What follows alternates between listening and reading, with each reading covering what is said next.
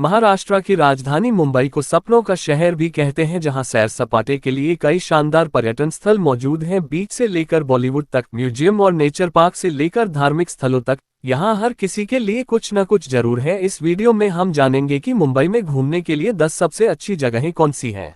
पहला है gateway of India. Mumbai के सबसे बेहतरीन पर्यटन स्थलों में गेटवे ऑफ इंडिया का नाम शामिल है। अरब सागर के किनारे अपोलो बंदर तट पर बनाई गई यह आलीशान संरचना हमें याद दिलाती है कि यह शहर भी कभी अंग्रेजों के अधीन था। बेसाल्ट के बने 26 मीटर ऊंचे इस प्रवेशद्वार के निर्माण में जीत की झलक दिखाने वाले रोमन आर्किटेक्चर के मेहराब के साथ साथ पारंपरिक हिंदू और मुस्लिम डिजाइनों का उपयोग किया गया है। किंग जॉर्ज और क्वीन मैरी 1911 में ब्रिटिश भारत आए थे और उनके स्वागत के लिए ही इसे बनाया गया था। इसके मेहराब के पीछे सीढ़ियां बनी हैं जो पर्यटकों को अरब सागर की ओर ले जाती हैं। गेटवे ऑफ इंडिया आने वाले पर्यटक यहां नाव की सवारी, फेरी की सवारी या प्राइवेट याट की सवारी का आनंद ले सकते हैं। अगर आप समुद्र के खूबसूरत नज़ारों, ताज होटल, डॉक और बंदरगाह को देखना चाहते हैं तो यह आपके लिए सबसे अच्छी जगह है। दूसरा है जुहू और चौपाटी बीच। मुंबई शहर समुद्र के किनारे बसा है। सैर सपाटे के लिहाज से मुंबई के बीच यानी समुद्र तट सबसे अच्छे पर्यटन स्थल हैं। दूर तक फैली रेत, अरब सागर का पानी, समुद्र और आकाश के मिलन का शानदार नज़ारा और शाम के समय बेहद मनभावन सूर्यास्त का दृश्य वाकई बेहद खास है।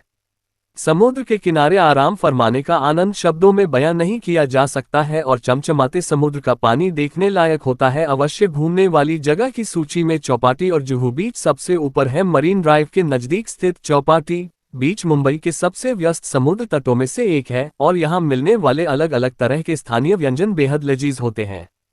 जुहू बीच की बात की जाए तो यह मुंबई में सबसे ज्यादा भीड़ भाड़ वाला समुद्र तट है। इसकी लंबाई 6 किलोमीटर है और इस तरह यह मुंबई का सबसे लंबा बीच है। बेहद जायकेदार स्ट्रीट फूड का स्वाद चखने के अलावा पर्यटक यहां बनाना राइड्स, जेट स्की और बम्पर राइड्स जैसे पानी के खेल का भी मजा ले सकते हैं। इसके अलावा मुंबई आने वाले पर्यटक गोरई बीच, वसोवा बीच, मारवे मध और अक्सा बीच की सैर कर सकते हैं। तीसरा है मरीन ड्राइव। मरीन ड्राइव एक 3 किलोमीटर लंबी 6 मार्ग वाली सड़क है जो दक्षिण मुंबई से उत्तर मुंबई के तट तक फैली हुई है। मालाबार हिल के तलहटी पर स्थित यह सी आकार की सड़क नरीमन पॉइंट और बाबुलनाथ को जोड़ती है। मुंबई के पर्यटन स्थलों में से एक मरीन ड्राइव मुंबई वासियों और सैलानियों को आकर्षित करता है। यहां से ढलते हुए सूरज का मनोहर दृश्य देखा जा सकता है। ताड़ के पेड़ों से घिरा मरीन ड्राइव बेहद ही सुंदर लगता है। चौथा है Sanjay Gandhi national park. Sanjay Gandhi national park Borivali में स्थित है, जिसे इस शहर की स्वच्छ हवा का केंद्र कहा जाता है। ये दुनिया का इकलौता ऐसा नेशनल पार्क है जो शहर के भीतर मौजूद है। यह मुंबई में घूमने के लिए सबसे अच्छी जगहों में से एक है। ये राष्ट्रीय उद्यान कुल मिलाकर 103 वर्ग किलोमीटर के दायरे में फैला हुआ है, जिसकी देखरेख पर्यावरण, वन एवं जलवायु परिवर्तन मंत्रालय द्वारा की जाती है। हर साल यहां 2 मिलियन से ज्यादा लोग घूमने आते हैं। इकोलॉजिकल टूरिज्म को बढ़ावा देने के लिए इस जंगल को पूरी तरह संरक्षित किया गया है और यहां की सफारी में बाघ और शेर को देखना बेहद रोमांचक है। एक ग्रीन बस किनारे पर लगी बाड़ के साथ साथ लोगों को जंगल की सैर पर ले जाती है। इस जंगल में जानवर खुले में घूमते हैं, इसलिए पर्यटकों को जानवरों के हमले की संभावना से बचाने के लिए इन बसों को लोहे की सलाखों से पिंजरे की तरह बनाया जाता है। SGNP के साथ साथ इसके नजदीक स्थित तुंगारेश्वर सेंचुरी में अनुमानित तौर पर तकरीबन 40 तेंदुए रहते हैं। इसके अलावा यहाँ नेवले, 4 सींग वाले हिरण, सांभर, माउस डियर, जंगली सुअर, लंगूर, बंदर और तेंदुआ सहित कई अन्य जानवर रहते हैं। इस उद्यान में 1000 से अधिक पौधों की प्रजातियां, स्तनधारियों की 40 प्रजातियां तथा पक्षियों, सरीसृपों, मछलियों और कीड़ों की अनगिनत प्रजातियां मौजूद हैं। पांचवा है सिद्धिविनायक मंदिर और मुंबा देवी मंदिर। श्री सिद्धिविनायक मंदिर मुंबई में घूमने के लिए सबसे प्रसिद्ध मंदिरों में से एक है। साथ ही यह मुंबई में सबसे ज्यादा देखी जाने वाली जगहों में से एक है। भगवान गणेश का यह मंदिर विनायक के नाम से मशहूर है, जिसे सबकी मनोकामना पूरी करने वाला मंदिर माना जाता है और इसी वजह से दुनिया भर से भक्त यहां भगवान गणेश के दर्शन के लिए आते हैं। मुंबा देवी मंदिर मुंबई का एक प्रसिद्ध तीर्थस्थल है और मुंबई को यह नाम इसी मंदिर से मिला है। यह मंदिर इस क्षेत्र का पालन करने वाली देवी भगवती मुंबा देवी को समर्पित है। मंदिर का निर्माण पहली बार सन 1675 में बोरी बंदर में हुआ था, लेकिन 1737 में इसका पुनर्निर्माण किया गया, जिसके बाद से यह मौजूदा स्थान पर स्थित है। मुंबई के कोली मछुआरे मुंबा देवी की पूजा करते हैं, जो उन्हें अपना पालनहार मानते हैं। मंदिर में भगवती मुंबा देवी की प्राचीन मूर्ति स्थापित है तथा देवी की मूर्ति को सोने के हार, चांदी के मुकुट और नथ से सजाया गया है। छठवां है हाजी अली का दरगाह।